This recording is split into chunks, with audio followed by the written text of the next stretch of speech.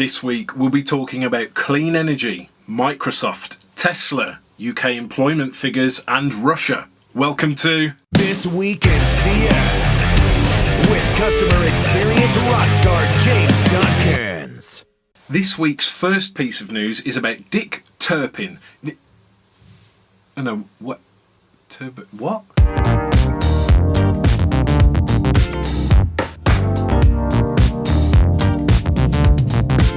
Oh, turbine. Misread that. Sorry.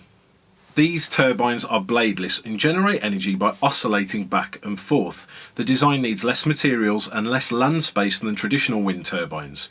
They are reportedly less harmful to wildlife, and smaller versions could also be mounted to customers' houses to help power individual homes. Some people are sceptical about their energy generating potential. However, others can't wait to see them erected all over the country. Did we have to say that word? Is that... In other news, this week Microsoft has announced its latest product, the Hololens 2, which is a massive, uncomfortable looking helmet and glasses thing that you wear on your head, and it projects holograms into your environment. Well, not into your environment, into your eyes, to make it look like things are in your... Look, just watch the video. Sorry, wrong video. Where your digital world is blended with your real world. Now we can. This is the world with holograms. So, Tony Stark makes using these holograms look pretty easy, but in real life, flicking and pinching and scrolling these things is probably going to take some getting used to. But the biggest worry about this is that unfortunately wearing the HoloLens, although possibly very helpful, makes you look like a knob. So it's probably never going to take off. Microsoft, here's a tip. Make it look like an Iron Man mask, and then you're on to a winner. Moving on, this week has been pretty crazy for Tesla. So first, the Securities and Exchange Commission, the SEC, wants Elon Musk to be held in contempt of court for sending some tweets. The SEC says that Musk violated their December agreement by tweeting about Tesla without approval. Now, this all started when the federal agency charged Musk with misleading investors for a tweet where he claims that he had funding secured to take his company private. In the end, it was decided that Musk would need pre-approval on any tweets concerning Tesla sent from his Twitter account. This is what brings us here today, as the federal agency alleges Musk sent an approved tweet this week saying that the electric car maker would produce 500,000 vehicles in 2019.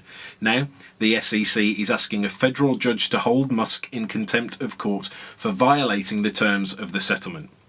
Some are speculating that the Tesla CEO might be losing his mind a little, as he has also changed his name, admittedly on Twitter, to Elon Tusk, in reference to a barely funny in the first place meme about an elephant.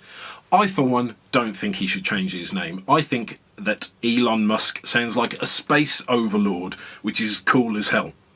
But after what has been a somewhat crazy days for Elon and Tesla, their week has ended on a high, as Tesla has delivered their first Model 3 to a customer in China on Friday, weeks ahead of schedule. They have also announced that they will be selling a $35,000 version of the car in the US. In order to get the price down, Tesla have announced that they will be shutting down showrooms and moving to an online-only sales model. Tesla currently have 378 stores and service locations worldwide, but it's not yet clear how many of these locations will be affected.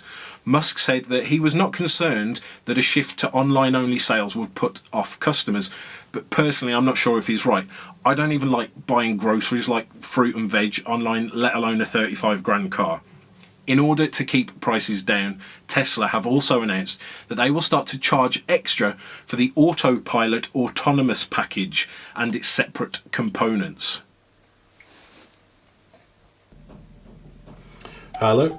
So, Gary, right, we need to bring the price of Teslas down. So we're thinking of taking some of the Autopilot features out and having people pay more for them. Oh, you mean like more advanced autonomous manoeuvres like the highway off-ramps and the parking features? Yeah, and braking. What? Yeah, so I'm thinking that most people will want that, so we get them in with the low price, but then boom, don't want to crash into a wall, that's extra. Cha-ching. I don't think we can do that. Well, not with that attitude. No, I mean, it's not moral. No, what wouldn't be moral is if we took out, like, threat detection. Actually, I take that back, let's charge extra for that too. Oh, look, I don't think you should be steering the company in that direction, man. Great idea, we'll charge extra for steering as well. No. Don't worry, I'll make sure everyone knows it was your idea. Please don't do that. Oh, Gary, you're too modest. In other news, despite record employment, 1 in 10 UK adults have never had a paid job according to official data. Analysing 41 million people aged 16 to 64, the Office for National Statistics found that 3.6 million people have never had a paid job. Now, chances are these are the same people who regularly moan about immigrants stealing their jobs. But look, if we're being honest, if your BMI is higher than your IQ and you've got more kids than teeth, no one is stealing your jobs. And finally this week, Vladimir Putin has ordered Russian government to support pop music amid a crackdown on rap music. The president's orders come just weeks after a controversy caused by a wave of cancellation of shows by popular youth artists. These rap artists were accused by local authorities of undermining young people's morals with their lyrics. I think this is a great idea because there has been some amazing pop music come out of Russia over the years.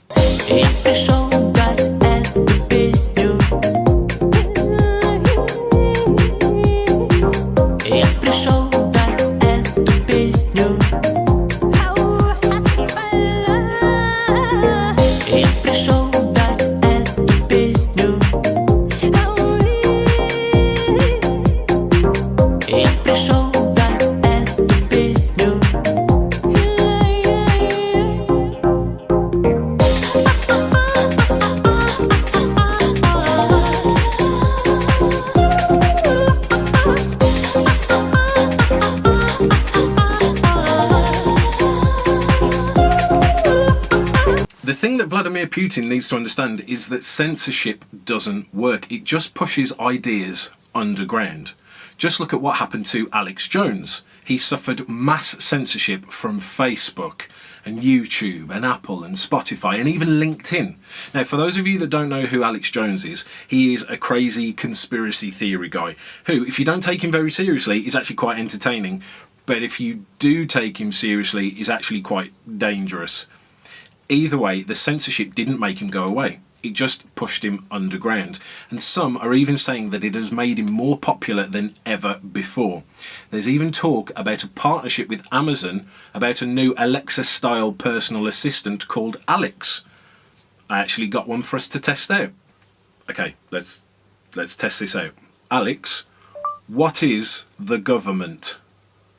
Psychic vampires stealing the energy from the kids. Okay. Alex, who is Buzz Aldrin?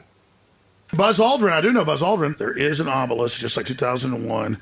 It's on the moon of Mars, the sole moon, and it's sending a transmission, and it's all real, and it's all Egypt, and there's aliens and everything else.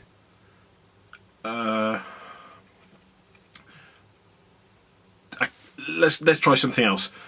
Alex, order me some air freshener. Hell, in 2005, the Department of Energy program for aerosol testing was $5 billion a year.